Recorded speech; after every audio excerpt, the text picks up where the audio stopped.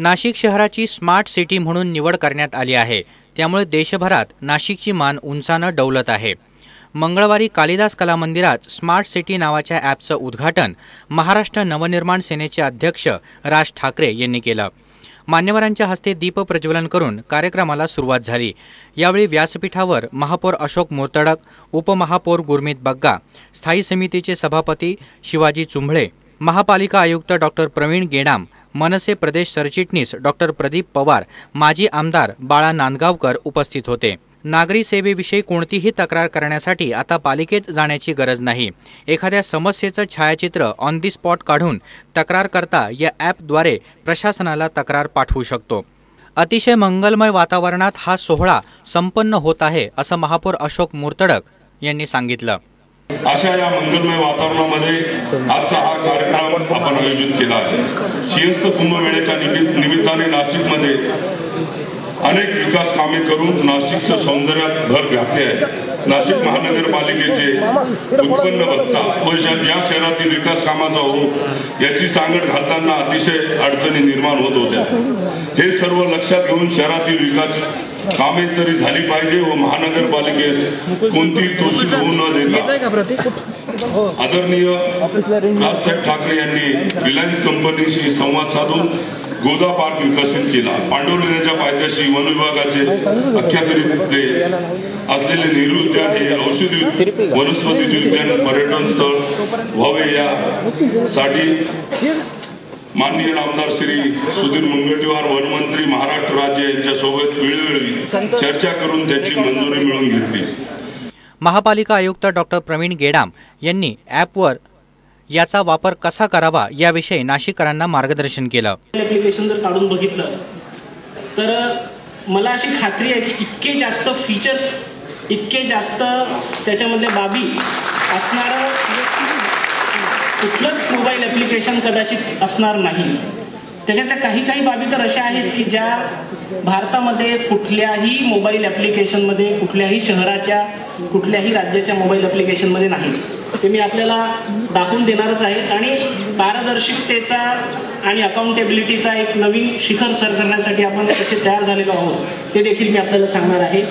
पुढे चला, ॲप लावा। मीटर म्हणजे पाण्याची तक्रार, गटारीची तक्रार, इलेक्ट्रिसिटीच्या दिवे बंद पडल्याची तक्रार कायम असतात आणि चक्रा मारणे, फोन करणे हे सगळे पर्याय दूर करण्यासाठी फक्त एक फोटो काढून तक्रार कशी करायची हे याच्यातलं सर्वात महत्त्वाचं एक नंबरचं आमचं फीचर आहे।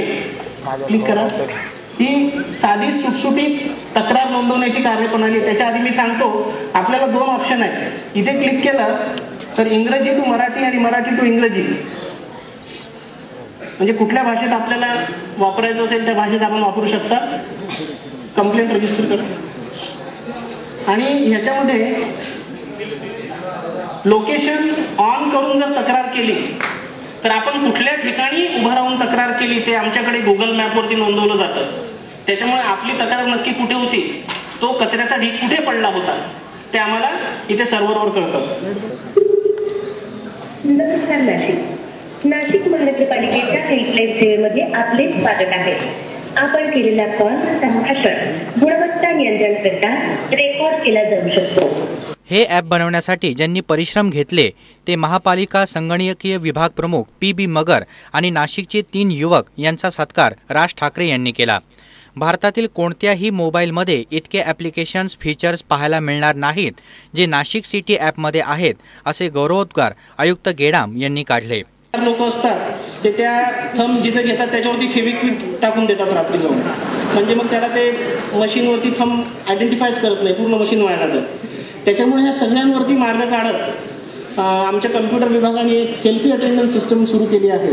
आता शहरामध्ये जवळपास 3,500 स्वच्छतेचे कर्मचारी कंत्राटदारामार्फत काम करत आहेत आणि इतक्या लाखो भाविकांमध्ये हे एका शिफ्टमध्ये साधारणतः 1100 असतात आणि इतक्या भाविकांच्या गर्दीमध्ये ह्या 1100 लोकांची अटेंडन्स कोण घेणार, कशी घेणार आणि ती घेतली तर खरी होती कशावरून, म्हणजे कोणी रजिस्टरवरती अब्सेंट प्रेझेंट लिहून आणणे याची काही शाश्वती नाही। त्याच्यातले जर समजा 30% लोक बोगस जरी अटेंडन्स लावली तर सरळ सरळ मनपाचा 30% नुकसान होणार, ही वस्तुस्थिती आहे. आणि त्याच्यामुळे ह्याच्यावर मार्ग काढण्यासाठी आम्ही ही जी सिस्टम केली आहे, म्हणजे तो कर्मचारी किती वाजता कुठे होता ते तुम्हाला कसं बघता येतं आणि ऑटोमॅटिक अटेंडन्स रजिस्टर होऊन पुढे जातो विषय. नाशिककरांनो, फक्त तक्रारीच करू नका, तर मनपा प्रशासनाकडून चांगले काम झाले तर धन्यवादाचा संदेश पाठवायला विसरू नका, असा सल्ला यावेळी राज ठाकरे यांनी नागरिकांना दिला. सगळ्या महाराष्ट्रामधले जेवढे कुठचे फ्लायओव्हर्स आहेत, खाली जागा आहे, काय करायचं माहित नाही. मग कुठच्या वडापावच्या गाड्याला हात गाड्या लाव, कोणीतरी येऊन गाड्या पार्किंग कर, कुठेतरी स्कूटर लाव, काहीतरी कर. नाही तर आपले राष्ट्रीय आपला हे आहेच खेळ, खो खो. सकाळी बसायचं, ह्याला खो की तो उठला की त्याला खो.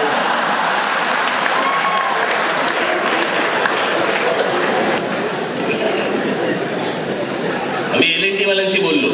मी म्हटलं जेवढी जागा रिकामी आहे की ती 2-3 काय किलोमीटर जी असेल, मी म्हटलं या नाशिकच्या आमच्या नागरिकांसाठी म्हटलं वेगवेगळ्या ठिकाणी जावं लागतं, त्यापेक्षा म्हटलं तिथे तुम्ही म्हटलं एक मोठा मला 3-3.5 किलोमीटरचा जॉगिंग ट्रॅक करून द्या, वॉकिंग ट्रॅक करून द्या. म्हटलं मला सकाळी लोकांना फिरायला, उद्या परवा ती लोक येतील, बघतील आणि कामाला सुरुवात होईल.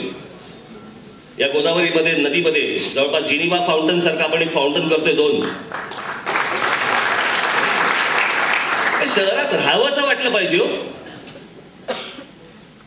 मी आता अनेकांशी बोललो, मी 24 तारखेला म्हटलं मला नाशिकमधल्या वेगवेगळ्या मोकळ्या जागा कुठे कुठे सांगा. अनेक महिलांसाठी आउटडोअर तिथे बॅडमिंटन कोर्ट्स, अशा अनेक गोष्टी आपण नाशिकमध्ये आता सुरू करतो.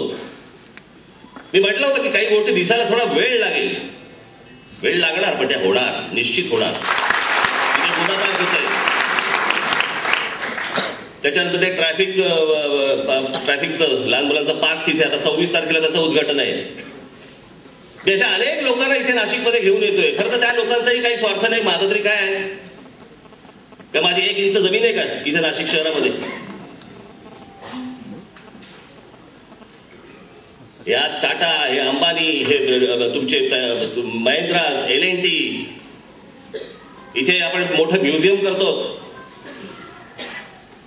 माझं बाबासाहेब पुरंदरेंशी बोलणं झालं, ते पंपावशा इकडे जी जागा आहे तिथे आपण मोठं म्युझियम करतो. मी बाबासाहेबांशी बोललो, पुरंदरेंशी. एके दिवशी मी गेलो त्यांच्याकडे. बाबासाहेबांनी अजून एक कोणतरी व्यक्ती अशी, अनेक अशा तलवारी होत्या, काळ्या पडलेल्या अशा अनेक तलवारी होत्या. असं सगळं भरलं होतं त्यांचा अख्खा खालचा हॉल, आणि बिचारे एकटे साफ करत बसले होते तलवार. मी गेलो, म्हटलं बाबासाहेब काय आहे? म्हणून या तुम्हाला दाखवतो, बघा म्हटलं, ही तलवार मी आता जी साफ करतोय ही 400 वर्षापूर्वीची. त्यातल्या काही 300 वर्षाच्या होत्या, काही 350 वर्षाच्या होत्या. आणि मग त्यावेळेला त्याच्यामध्ये अशी आता त्याला भोक आहेत, त्या तलवारीला वरती अशी 2-3 पाडलेली.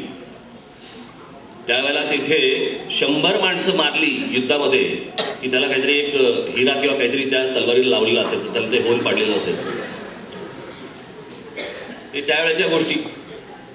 आता नाही करतायत ते हिरा मिळवायला, 100 माणसं कापा वगैरे नाही होत. पण अशा असंख्य दुर्मिळ गोष्टी आज बाबासाहेबांकडे. मी त्यांना म्हटलं मला इथे म्युझियम करायचंय, तुम्ही द्याल का? मला बोलले नक्की देतो. आणि म्हणून मी विचार केला की इकडे माननीय बाळासाहेबांच्या नावाचं स्मारक तिथे उभं राहावं. माझ्या राष्ट्रामध्ये एका ठिकाणी बोललो की म्हटलं माननीय बाळासाहेबांचं नावाचं स्मारक पडल्यानंतर शस्त्रही दिसलीच पाहिजेत.